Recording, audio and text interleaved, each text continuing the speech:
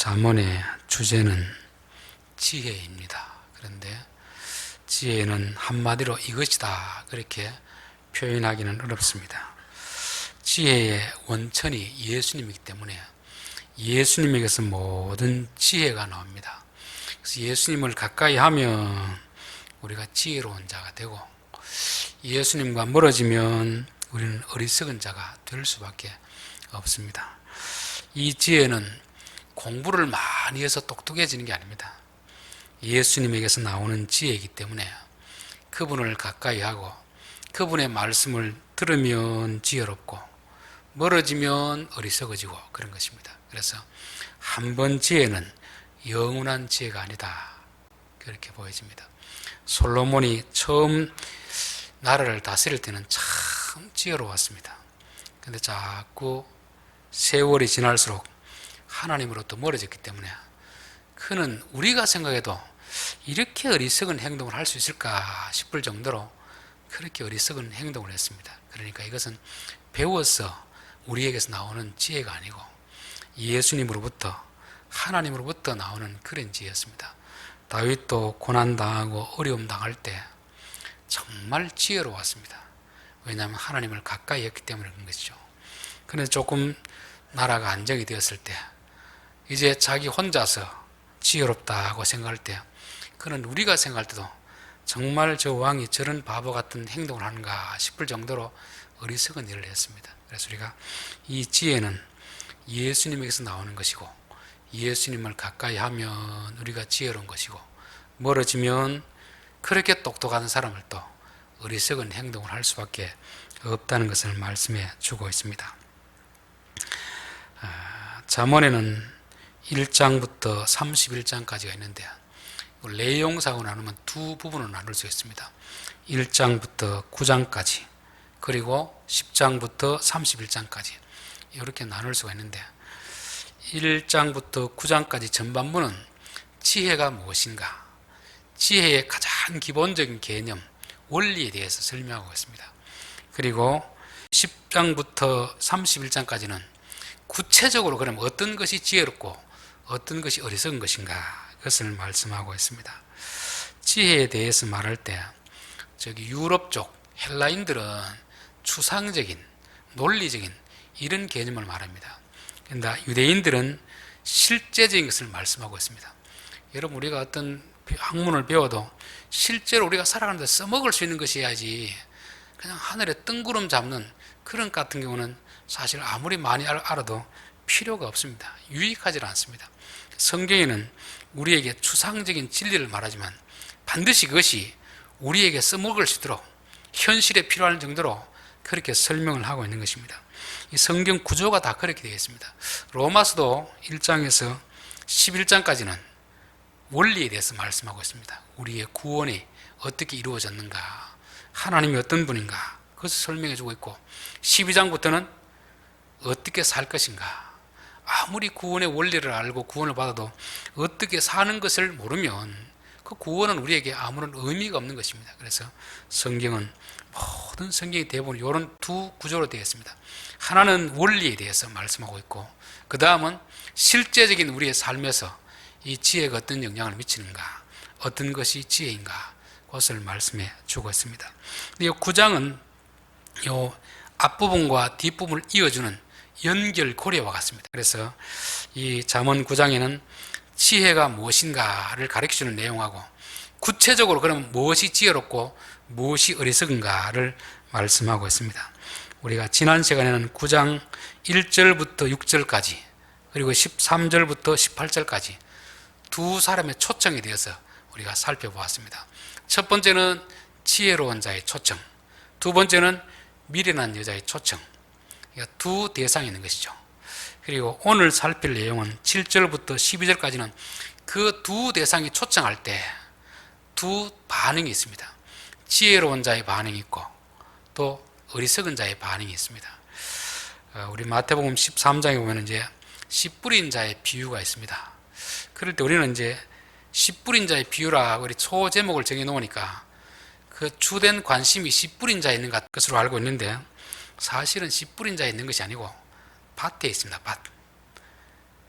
똑같은 사람이 똑같은 씨앗을 뿌리는데 네 종류의 밭에서 각각 서로 다른 결과를 나타내는 것입니다. 그 말은 뭐냐면 교회 안에서 설교자가 한 사람이 설교를 하고 똑같은 설교를 해도 듣는 사람에 따라서 다 다르다는 것입니다.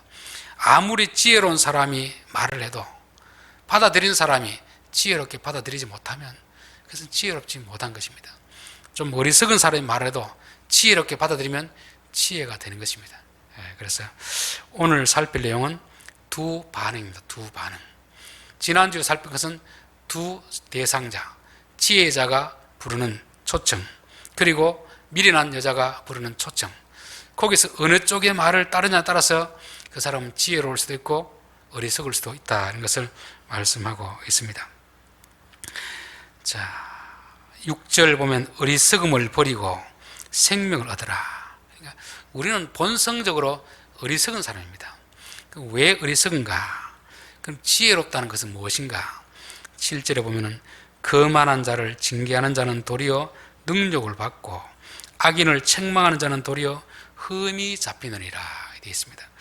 그래서 먼저 우리가 알아볼 것은 누가 지혜로운 자인가? 누가 어리석은 자인가? 자, 지혜로운 자의 말을 듣고 따라가는 사람은 지혜로운 사람입니다. 그렇죠? 지혜로운 자의 말을 안 듣는 사람은 어리석은 자입니다.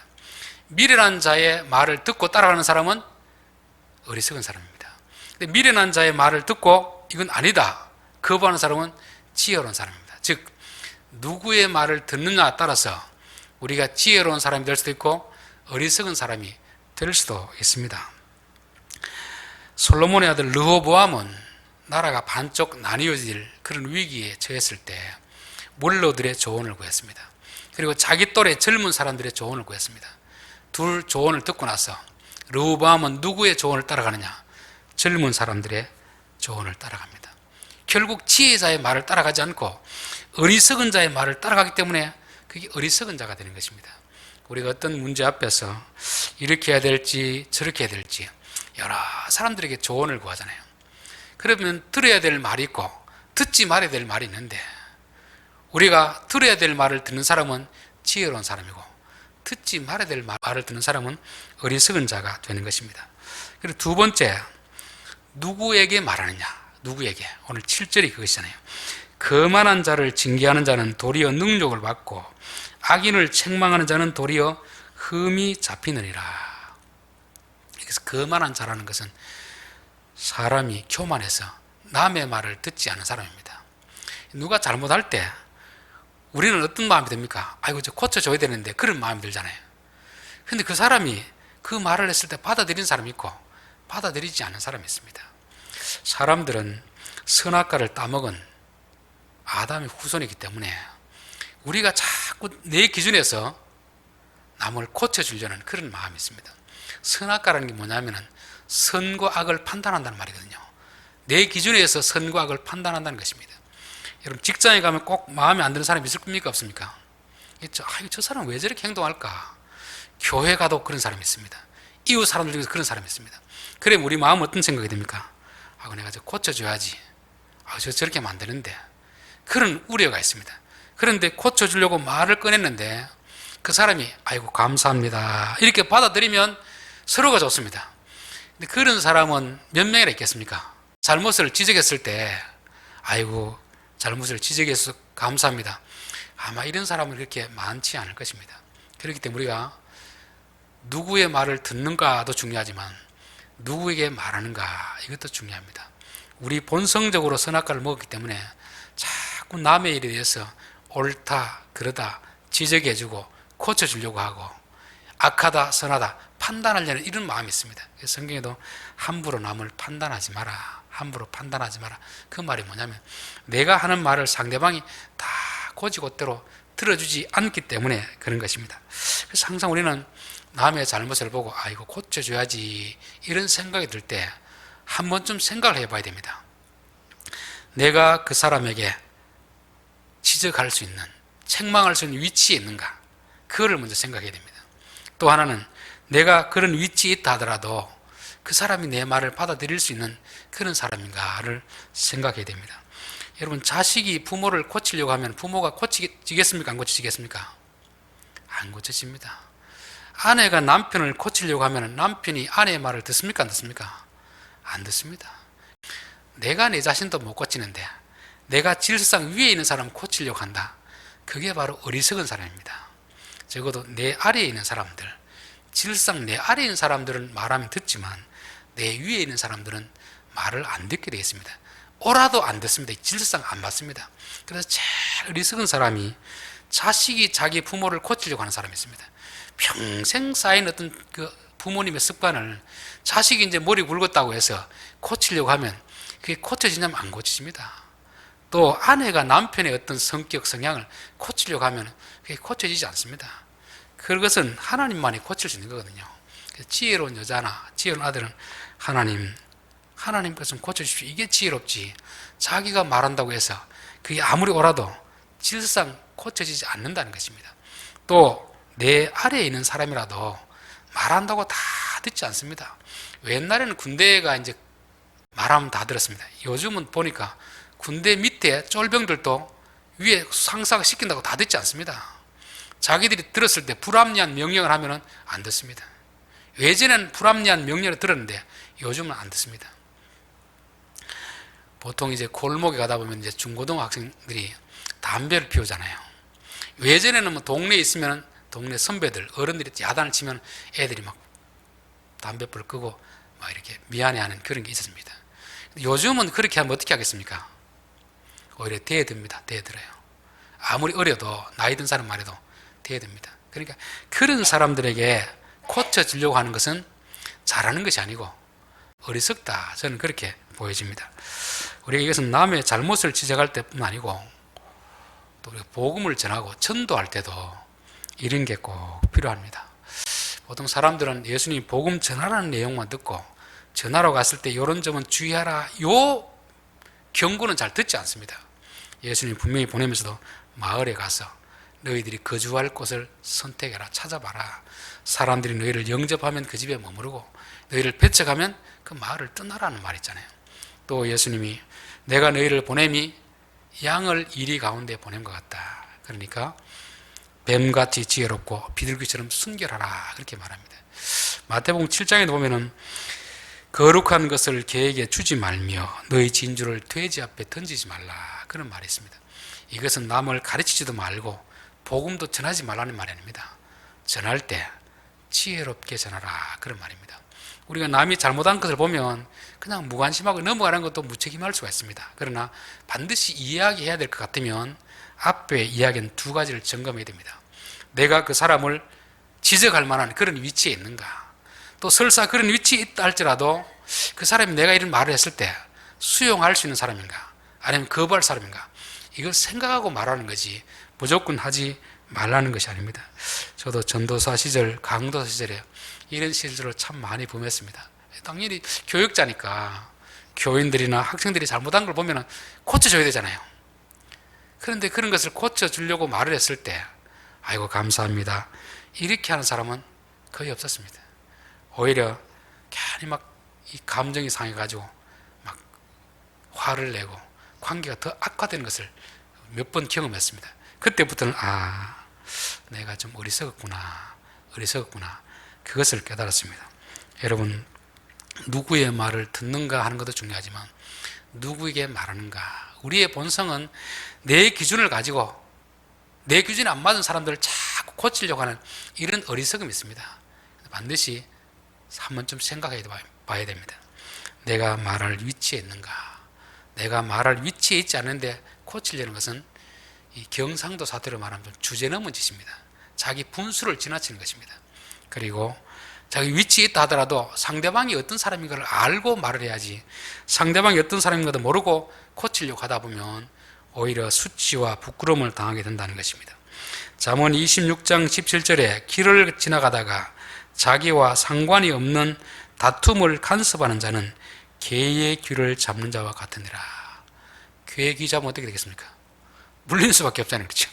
남의 일에 자꾸 간냐는 게 좋지 않습니다. 가정일이라든지 길을 가다가도 뭐 상대방이 도와달라고 구조를 요청하면 도와주지만 자기들끼리 싸우는데 괜히 의협심이 발동해가지고 괜히 하다 보면은 괜히 나는 도와주고 좋은 일 하고 욕먹는 그런 일이 있다는 것입니다. 자, 세 번째 7절, 거만한 자를 징계하는 자는 도리어 능력을 받고 악인을 책망하는 자는 도리어 흠이 잡히느니라. 여기 보면 거만한 자와 악인을 같은 부류로 취급하고 있습니다. 같은 부류. 우리가 이제 거만한 사람을 보통 악하다고는 하지 않잖아요.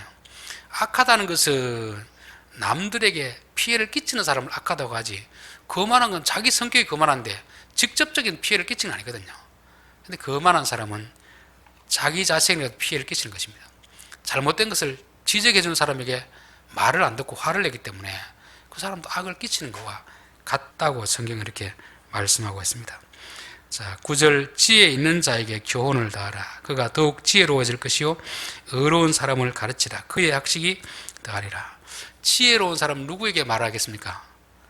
지혜로운 자에게, 의로운 자에게 말을 하는 것입니다. 그래서 항상 잘못을 지적해 줄 때 생각을 하고 이 사람이 내 말을 받아들일 사람인가?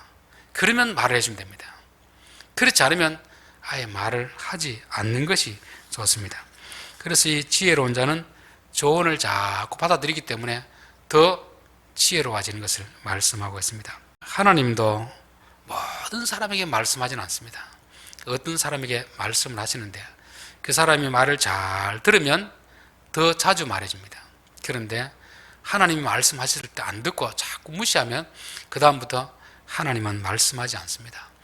엘리 제사장에게 몇 번을 경고했는데 안 들으니까 그 다음부터 말씀을 하지 않습니다. 누구에게 말하냐면은 어린 사무엘에게 말합니다. 그래서 하나님이 우리에게 감동 주시고 말씀하실 때 우리가 듣는 게 참 중요합니다. 왜냐하면 안 들으면 그 다음부터 하나님 우리에게 말씀하지 않습니다. 하나님은 우리를 위해서 말씀하는데 우리가 안 들으면 하나님도 말씀하지 않고 사람도 마찬가지잖아요. 어떤 사람의 잘못을 보고 윗사람들이 지적해주면 아이고 예 감사합니다, 제가 고치겠습니다, 이렇게 하면 더 이야기해 줄 텐데 확 성질내고 이러면 그 다음부터 사람 이야기해 주지 않습니다.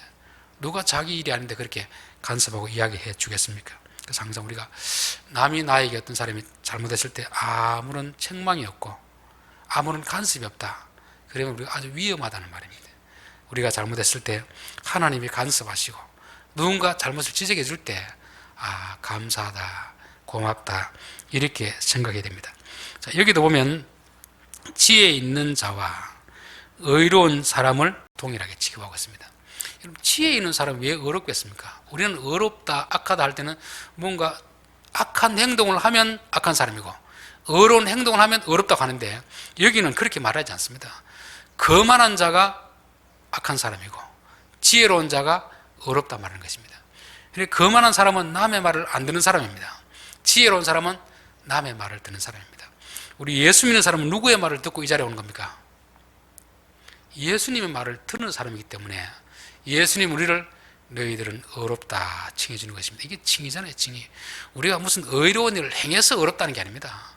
적어도 예수 믿으라니까 예, 예수 믿겠습니다, 안 믿으면 구원 못 받습니다, 이걸 인정하고 오니까 어렵다고 여겨주는 것입니다.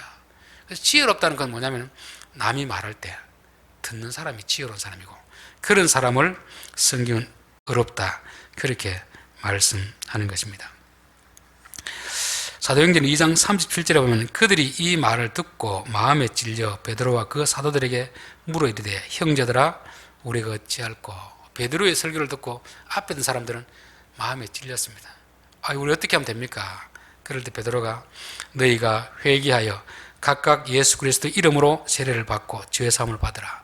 그리하면 성령을 선물로 받으리니. 베드로의 설교를 듣고 받아들였습니다. 이들이 지혜로운 사람이 되잖아요. 그러니까 뭐가 됩니까? 예수를 믿게 되고 의로운 사람이 되는 것입니다. 그래서 사도행전 7장에 보면 스데반의 설교할 때는 똑같은 설교인데 그들이 마음에 찔려 그를 향하여 이를 갈거늘. 그러니까 복음을 전하는데 받아들이지 않으니까 이 사람이 뭐가 됩니까? 거만한 사람이 되고 거만한 사람이 되니까 이게 악인이 되는 것입니다. 그래서 우리가 악인인가 의인인가 거만한가 지혜로운가 알 수 있는 방식이 뭐겠습니까? 누군가 나에게 잘못을 지적할 때 겸허하게 받아들이는 사람은 지혜로운 사람입니다. 의로운 사람입니다. 그런데 나의 잘못을 지적할 때 버럭 화를 내고 오히려 상대방이 대들고 이러면 성경은 우리에게 너희는 거만한 자다, 너희는 미련한 자다, 악인이다, 그렇게 말씀하는 것입니다. 자, 10절 여호와를 경외하는 것이 지혜의 근본이요 거룩하신 자를 아는 것이 명철이니라. 여기도 보면 여호와를 경외하는 것과 거룩한 자를 아는 것은 같은 의미입니다. 같은 의미. 자, 여호와를 경외한다는 것은 두려워하다, 조심하다, 사랑하다, 존경하다, 그런 말이 있습니다. 누가 하나님을 두려워하겠습니까? 하나님을 아는 사람이, 여기 안다는 건 지식적으로 배워서 하는 게 아닙니다. 하나님을 직접 경험적으로 아는 사람이 하나님을 두려워하게 되었습니다. 하나님을 경험적으로 알지 못하는 사람은 하나님을 무시하게 되었습니다. 우간다에는 한 선교사님인데 그분은 키도 저보다는 좀 적습니다. 덩치도 저보다 적어요. 근데 학교 교사를 하다가 우간다 선교지로 갔습니다. 근데 우간다 사람들은 대체로 키가 큽니다. 한 80 정도, 덩치도 크고. 조그마한 사람이 와서 이렇게 복음을 전하니까 조금 만만하게 보고 좀 우습게 이겼습니다. 그래 말을 해도 잘 안 듣고. 남자들의 습성이 짐승의 습성이 있거든요. 자기보다 덩치가 크면 말을 잘 듣고 자기보다 덩치가 적으면 말을 잘 안 듣는 이런 게 있습니다. 물론 지위에 높으면 말을 듣지만 지위가 높아도 자기보다 덩치가 적으면 조금 안 듣는 이런 게 있습니다. 군대에도 보니 그런 게 있는 것 같더라고요. 근데 이분이 태권도 유단자입니다. 유단자. 그래서 한번 어떤 행사 때 시범을 보였습니다. 발차기, 돌려차기, 막 격파하는 걸 보이고 나니까 그 다음부터 그 직원들이 아주 순한 양처럼 고분고분 말을 듣더랍니다. 모를 때는 덩치만 보고 만만하게 보고 막 먹으려고 했는데 이분의 그 어떤 태권도 걸 보고 나서는 그때부터는 한마디 하면 예 알겠습니다, 예 알겠습니다, 조심조심 하는 것입니다. 그게 왜 그렇습니까? 모르니까 무시하자는 거죠. 알면은 그렇게 할 수 없거든요. 하나님을 알면 하나님을 두려워할 수밖에 없습니다. 하나님을 모르는 사람이 있습니다. 지식적으로는 다 알죠. 경험적으로 모르는 사람들은 하나님이 싫어하는 일을 너무 쉽게 하는 경우가 있습니다. 근데 우리가 한 번이라도 하나님의 진노하심을 경험한 사람들은 늘 조심하게 되어 있습니다. 하나님이 어떤 분인가 알거든요. 하나님이 어떤 분인가 알면은 여호와를 경외하게 되어 있고 그게 지혜로운 자입니다. 여호와를 경외하는 자는 하나님의 말씀을 듣는 자입니다. 그럼 여호와께서 지혜가 나오기 때문에 그 사람은 지혜로운 것입니다. 그래서 여러분 절대 하나님을 모르고 신앙생활하지 않기를 바랍니다. 하나님을 꼭 경험하고, 여기서 알다는 것은 경험적으로 하는 거죠. 경험적으로. 저는 많이는 아니지만 몇 번 이렇게 경험하다 보니까 참 제가 잘못된 길을 갈 때 하나님 딱 채찍을 대면 직감적으로 느낍니다. 아하, 내가 더 고집을 피우면 안 되겠구나. 돌이키는 이런 게 있습니다. 적어도 우리가 하나님의 사랑도 알아야 되지만 하나님 두려운 줄 알아야 됩니다. 오늘날 교회가 세상으로부터 자꾸 욕을 먹는 것은 교회 다니는 사람 많은데 하나님을 진짜 알고 두려워하는 사람이 없습니다. 특별히 지도자들이 그렇습니다. 오래 다닌 사람들이 하나님을 잘 몰라요. 그러니까 세상 사람들이 우리가 하나님을 두려워하지 않는데 누가 하나님을 두려워하겠습니까? 우리가 하나님을 두려워하면 세상도 함부로 하나님 앞에 그렇게 말을 못합니다. 교회에 대해서 함부로 말을 못합니다. 그래서 우리가 하나님을 아는 것과 하나님을 두려워하는 것은 같은 개념이다. 그렇게 성경은 말씀하고 있습니다. 나 지혜로 말미암아 내 날이 많아질 것이요 내 생명의 해가 내게서 더하리라. 지혜를 알면 우리의 날이 길어진다는 것입니다. 제가 교회 차가 오래되어서 이제 폐차를 하러 폐차장에 갔었습니다. 폐차장에 가면은 폐차하는 차가 두 종류입니다. 두 종류. 한 종류는 저희 교회 차처럼 이게 오래돼서 너무 노후해서 폐차하는 그런 차가 있습니다. 그런데 어떤 차는 아직도 새 차인데 사고로 폐차할 수밖에 없는 그런 차가 있습니다. 차를 만들어 생산할 때는 10년, 20년 이상 타도록 그렇게 설계하고 그렇게 만듭니다. 그 정도는 타고 나서 폐차를 해야 될 텐데 산지 1년도 안 돼서 한 달 만에, 6개월 만에 폐차하는 것은 왜 폐차하겠습니까? 차를 잘 모르는 것입니다. 그렇죠? 차에 대해서 잘 모르니까 10년, 20년 이상 탈 차를 한 달, 1년도 안 되고 폐차하게 되는 것입니다. 저는 우리 사람도 마찬가지라 그렇게 생각합니다. 하나님이 우리를 창조하셨으면 성경이 인생에 대한 매뉴얼입니다. 매뉴얼. 그럼 성경 말씀대로 살아가면 우리가 건강하고 행복하고 욕심 부리지 않고 그렇게 살아갈 수 있는데, 우리는 그 지혜자의 말을 듣지 않고 자꾸만 세상의 음료들이 하는 말, 욕심을 부추기는 말, 그런 말을 자꾸 따라가다 보니까 우리 몸도 망가지고 정신적으로도 고통스럽고 스트레스 받고 그렇게 되는 것입니다. 그래서 나 지혜로 말미암아 내 날이 많아질 것이요 내 생명의 해가 내게 더하리라. 우리가 말씀대로만 살면 우리의 날수도 많아지고, 단지 오래 산다는 것이 아니고 행복하게 사는 것입니다. 하나님 우리를 창조할 때는 고통스럽게 살라고 창조했겠습니까? 행복하게 살라고 창조했겠습니까? 행복하게 살라고 창조했잖아요. 근데 노아 홍수 때 보면은 사람들이 하나님을 떠나 자기 마음대로 사는, 자기 마음대로. 그러니까 하나님이 너희 마음대로 사는 것은 고통만 더하니까 수명을 줄이는 것입니다. 바벨탑을 쌓은 것도 마찬가지잖아요. 그렇죠? 그래서 우리가 오래 사는 것이 복이 아니고 하나님의 말씀을 따라 행복하게 오래 사는 것이 이게 복이 될 줄 믿습니다. 그래서 저는 우리 성도들이 오래 살지만 건강하게 즐겁게 오래 사는 그런 복을 꼭 받아 누렸으면 좋겠습니다. 자, 12절 내가 만일 지혜로우면 그 지혜가 내게 유익할 것이니 내가 만일 거만하면 너 홀로 해를 받으리라. 여러분, 지혜롭고 거만하고 한 것은 남을 위한 것이 아닙니다. 아니고 누구를 위한 겁니까? 지혜로우면 내게 유익이 되고, 거만해서 하나님 말씀 안 들으면 내가 고통을 받게 되는 것입니다. 이거는 뭐 부모를 위한 것도 아니고 교육자를 위한 것도 아니고 교인들을 위한 것도 아닙니다. 지혜로우면 결국 내가 행복한 거잖아요. 우리가 음식을 잘못 먹고 몸을 잘못 관리하기 위해서 아프면 누가 고통스럽습니까? 가족이 대신 고통을 느끼지 못합니다. 제일 안타까울 때 그렇잖아요. 자녀들이 아플 때 부모는 그냥 쳐다볼 수밖에 없습니다. 병든 사람이 제일 고통스럽잖아요. 그렇잖아요. 그렇기 때문에 하나님 말씀도 말씀을 지켜서 순종하고 지혜로우면 내가 행복합니다. 그런데 지키지 않아서 음료의 말을 들으면 가장 자기가 제일 고통스럽습니다. 그래서 여러분, 말씀은 내가 들으면 들을수록 내게 유익한 것이고 안 들으면 안 들을수록 내게 손해가 되는 것입니다. 그래서 저는 안 믿는 사람을 볼 때 늘 그런 이야기합니다. 일단 예수 한번 믿어보십시오. 예수 믿고 손해보는 사람 아무도 없습니다. 예수 믿어서 손해날 건 하나도 없습니다. 예수 믿으면 다 우리가 복이 됩니다. 그렇게 말합니다. 결론입니다. 오늘 잠언의 구조는 두 부분으로 되어 있습니다. 하나는 원리를 설명하고, 하나는 구체적으로 어떤 것이 지혜로운가, 어떤 것이 어리석은가 말씀해 주고 있습니다. 그래서 우리가 원리를 알고 반드시 현실에 우리의 삶에서 이 지혜를 적용해야 됩니다. 추상적인 논의를 하는 게 아니잖아요. 우리의 현실의 삶에서 농사를 지으면 어떻게 농사를 잘 지을 것인가, 경제 관리를 어떻게 할 것인가, 가장 우리의 밀접한 내용이 바로 지혜가 있는 것입니다. 지혜는 뭐 배운다고 되는 게 아니고 어디서 나온다고 했습니까?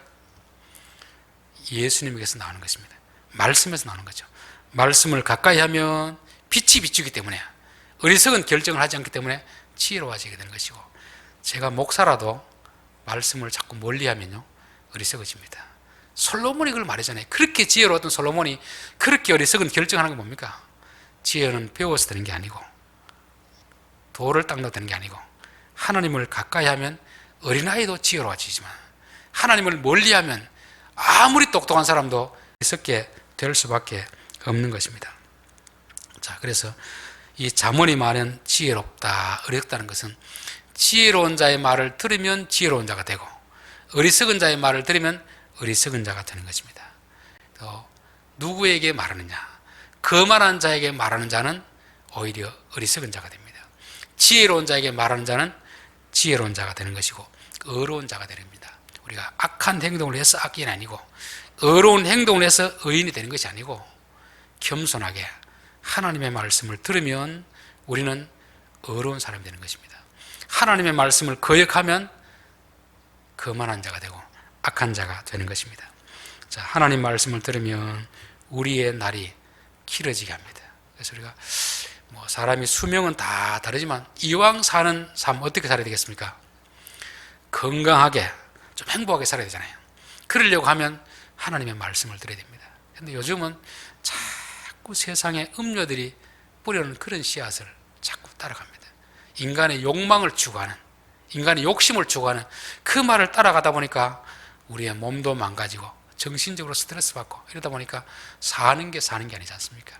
그래서 우리는 하나님, 우리가 남은 날은 매일매일 즐겁고 행복하고 그렇게 살게 하옵소서.